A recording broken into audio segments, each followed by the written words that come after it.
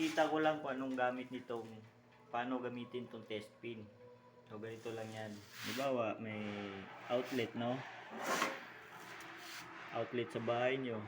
Gusto mong malaman kung merong kuryente, wala. Tusukin mo lang. Ayan.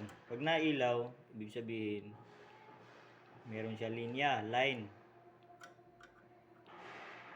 Sa kabila, pag walang ilaw, ibig sabihin neutral yan.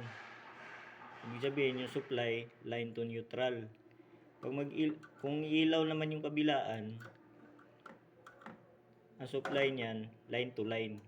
So ito, isa lang yung umilaw, line to neutral. Kung wala kang ganito, pwede naman kung meron kang charger. Saksak mo.